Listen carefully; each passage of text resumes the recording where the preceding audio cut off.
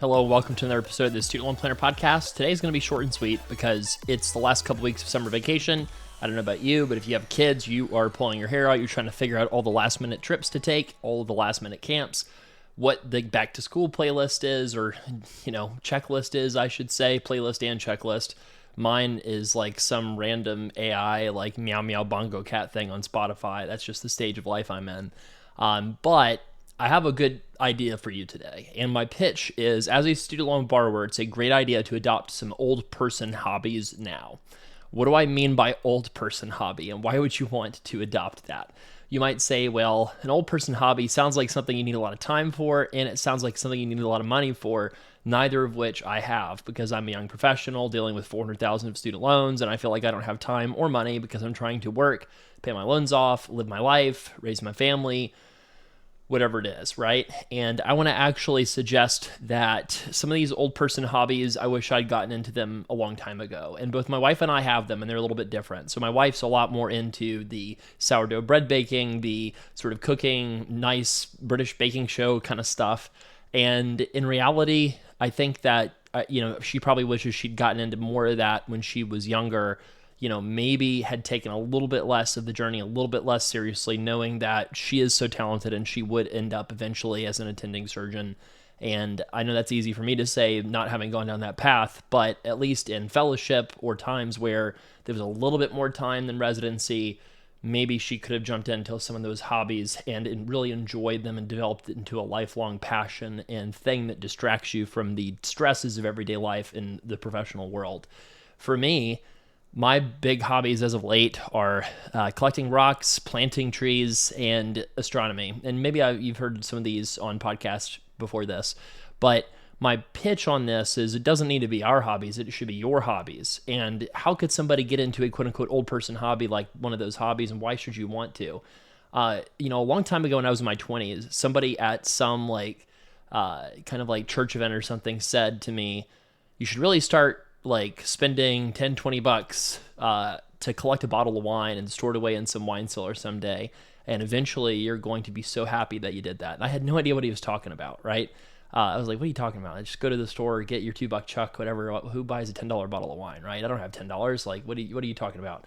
And what I realize now is what he's talking about is the beauty of getting older, the beauty of aging, the beauty of knowing that whatever stress or difficulty you're going through right now, it's not going to be the same stress or difficulty you'll be dealing with later, because something new will happen, and eventually you gain perspective, you gain awareness, you gain understanding that life's not forever. I think in my 20s I didn't understand that. Now that I'm in my 30s, I'm getting it more and more and understanding it more and more, right? And, for those hobbies that I mentioned, the old person hobbies of, planting, fancy ornamental trees, like you can go spend several $100s on a really nice mature tree, or you can, for like $5, get a tiny little seedling that in 10 years is going to be something incredibly beautiful, right? You don't have to do a bunch of work. All you got to do is find a little spot with a tiny little shovel, dig one little hole, throw it in there, forget about it, and in 10 years, it's going to be beautiful, most likely. And that's an example of, even if you don't have a lot of money, you're a student loan borrower, you could get into that kind of a hobby that you could look back on and say, wow, what a journey, what a fun thing that I did in my life. If I'm talking about now astronomy, right, you could go out and spend 10 grand on a telescope pretty easily. And you might say, are you nuts? No, people do it, trust me. And, I know people that spend even more than that on telescopes. And, you might be like, oh, there's no way I would get into a hobby like that. It's ridiculously expensive. Well, I've got a buddy who's young, got young kids, strapped for cash, and he got into the hobby by going to the Goodwill auction website. Apparently, this is a fun fact you'll learn in the SLP podcast. There's a Goodwill auction website online where they post everything that is not like a $5 to $20 type of purchase that somebody at some sort of Goodwill store has identified, hey, this actually is more valuable than a like $10 thing, right? And so for, $50, sometimes he picks up telescopes that retail for like $500 to $1,000, and most of them work. He sometimes has to put in a modest amount of work on some of them, but he fixes them up and makes them super usable, and he gets out there and sees so many of the planets, so many of the stars. He uses his stuff more than I do, even because he's just such an enthusiast, and it proves to you that you don't have to have a ton of money to enjoy hobbies and get into stuff, right? A couple other things, enjoy the cheap and free things as a young professional. Enjoy your health, right? Get out there, hike, bike, go to concerts, sit in the back row if you must from a financial perspective, but you really want to live like as fully as you possibly can, right? And I think what happens is so much of online financial media that I have a bone to pick with says you can't spend money, you're broke, as heck, you can't do anything, put your nose to the grindstone, 70 hours a week at work, go get the highest paying job you can, work, and eventually you'll be able to live a great life later, right? And I think instead, it's helpful to get a financial plan, put things in place that happen automatically. Things like putting money in regularly into brokerage accounts, things like putting money into 401ks, things like getting a student loan plan and understanding what you should do with your filing status, separate or joint, things like saving for the tax bomb, getting the right kind of term life and or disability insurance in place if needed.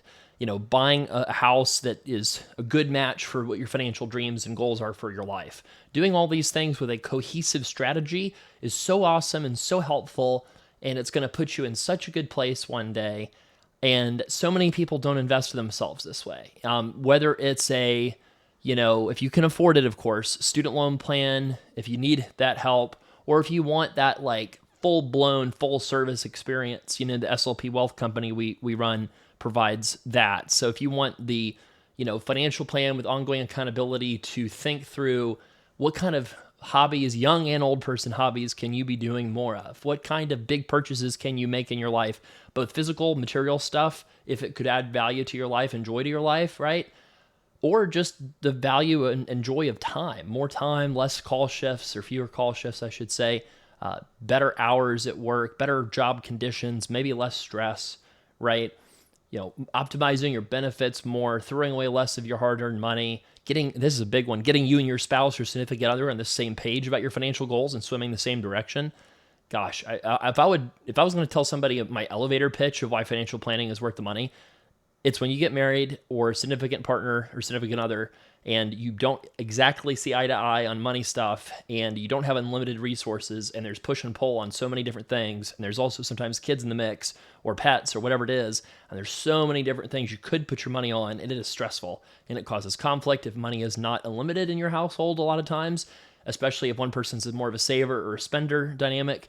And gosh, what a great investment to have a neutral person to talk through all the financial goals each person has, make sure every person is heard and seen, and then you get a plan that everybody agrees on that you can have that neutral third party keep people going the way that they want to go, right? That's probably the best argument I'd have for financial planning. Of course, like student loans makes it even more difficult, more challenging than it is with typical financial planning for young professionals, because you got to figure out, how do I deal with the student loans in correlation or in conjunction with everything else going on, right?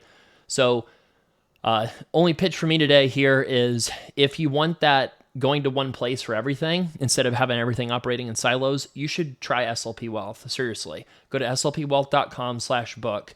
That's a service that is the premium service we offer. It's the most premium. It's the most expensive, but I would say the highest value for the buck because of how deep we go. And if you do only want that one-off kind of thing, studentloanplanner.com/book. Obviously, if you just want a student loan plan, that's a one-time kind of event or one-time meeting, and that works for a lot of people too. And of course, just listen to the pod too for free if you don't want to do either one of those things. But I think if you look at our online reviews for both businesses, if you like listening to this podcast and you're not already, try out one of those services. I think you'll be glad that you do that if you do that. Last point, if you have questions you want to ask in the pod, studentloanplanner.com/voicemail. That's all for now, folks. Have a wonderful rest of your summer vacation. And, we will be jumping in deeply to all the student loan mess that is upcoming this fall. And, of course, later this fall, we'll be talking about the midterms and what, if any, impact that midterm election will have on the future of student loans. Again, have a great rest of your summer. Thank you for listening to the Student Loan Planner Podcast.